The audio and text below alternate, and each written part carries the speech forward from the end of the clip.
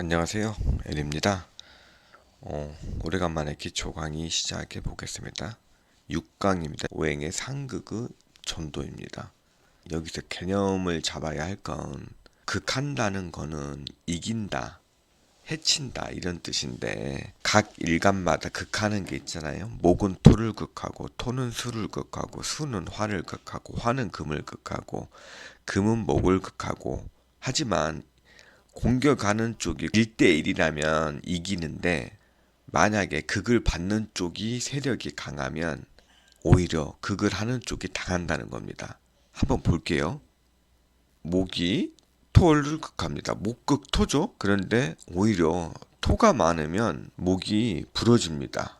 자연을 한번 생각해 볼게요. 제가 의도한 대로 100% 나오진 않았는데 토 기운이 너무 강하니까 나무가 뿌리를 못 내리죠. 재성 글자가 남자 사주에는 재물과 해자고 여자 사주엔 재물인데 재성을 내 걸로 못하는 형국이죠. 다음 화가 화극 금이죠. 원래 화가 금을 이겨요. 하지만 금이 많다.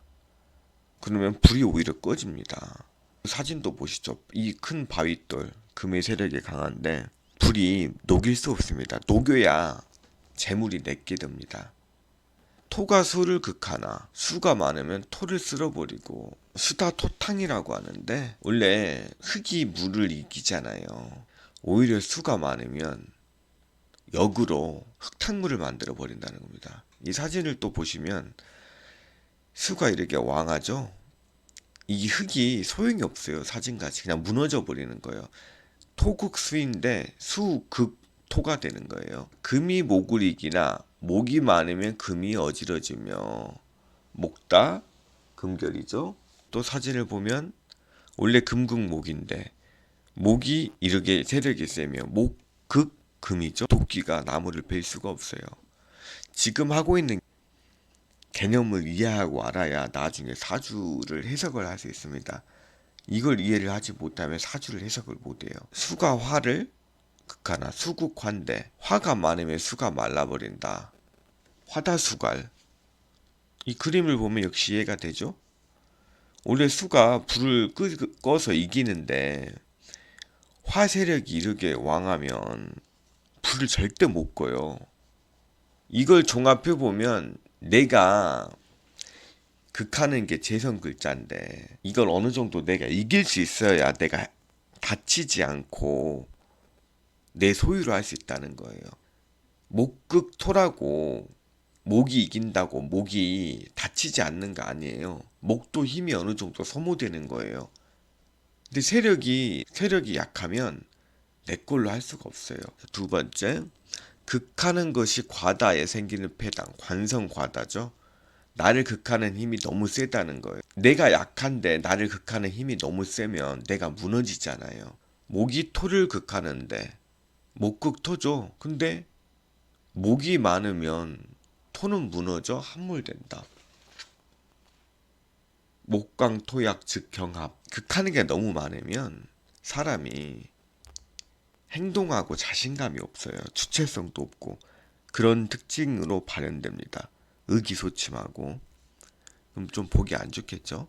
또 화극금, 화가 금을 극하는데 화가 많으면 금은 녹아버리죠. 화강 금약 즉 소용, 금은 녹아버려요. 그리고 토가 수를 극하는데 토가 많으면 수는 진흙이 되고 막힌다. 토강 수약 증리색.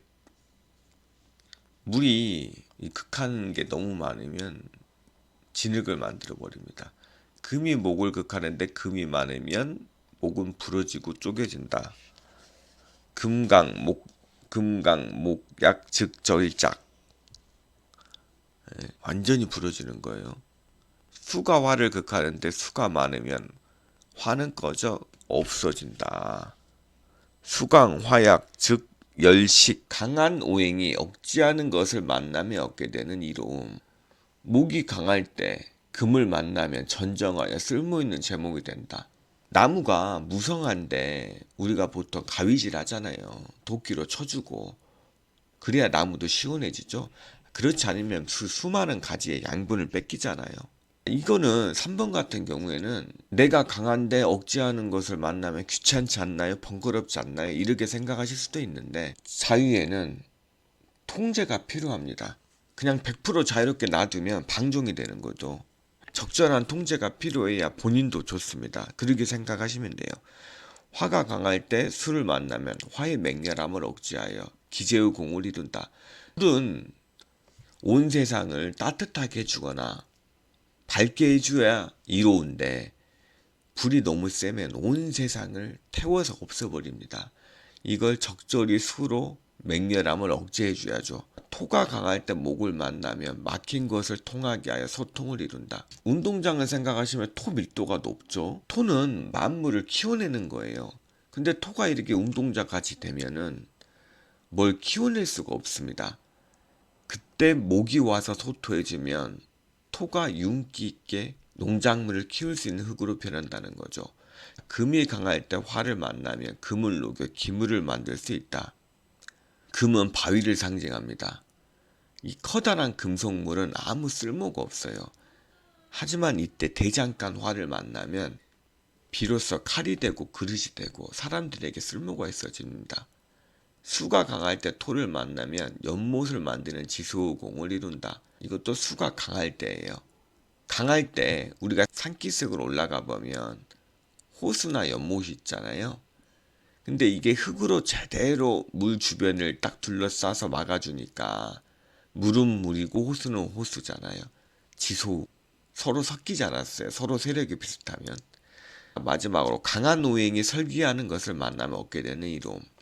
강한 오행이 나를 통제하는 관살이 없으면 설기하는 거라도 만나야 됩니다.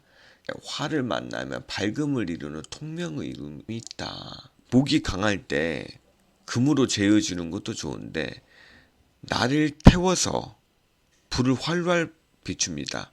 이것 역시 세상을 이롭게 하겠죠. 단 목이 강할 때예요. 이게 키포인트가 있어요. 나중에 사주로 해석하실 때. 화가 강할 때 토를 만나면 열기를 제거하는 이로움이 있다. 이것도 마찬가지. 화는 토를 비옥하게 하잖아요. 하지만 화 역시 강할 때 우리가 보통 불길이 너무 세면 모래를 끼얹잖아요. 그걸 생각하시면 돼요. 예, 열기를 제거합니다.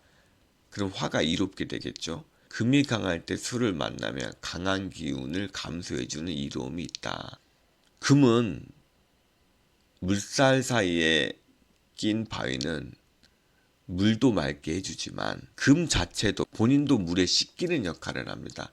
조금 어려울 수도 있는데 이 말은 강한 금이 수로 설계된다는 것 자체가 이분은 집에 있어서는 절대 안 돼요. 본인이 하는 활동이 본인을 이롭게 해주는 거예요. 판단력이 좋다는 거예요. 금수 쌍청이라고도 합니다. 수가 강할 때 목을 강하면 강한 세력을 선하는 이로움이 있다. 수가 너무 센데 설기해주는 수생 목을 만났어요. 그러면 이 수 물살이 약해지겠죠? 군데군데 만나면. 예? 근데 수는 상상력이잖아요. 표현력을 뜻하는 식상 목으로 기운이 수의 상상력이 식상 목으로 이동하잖아요. 이분들이 작가들이 많아요. 보통 사람이 생각할 수 없는 표현을 하시는 분들입니다. 보통 사람들이 생각할 수 없는 걸 꾸미는 사람들이죠. 자, 이 개념 이것도 굉장히 중요합니다. 자연을 생각하시면 이해가 되실 거예요. 오늘 강의는 이상입니다.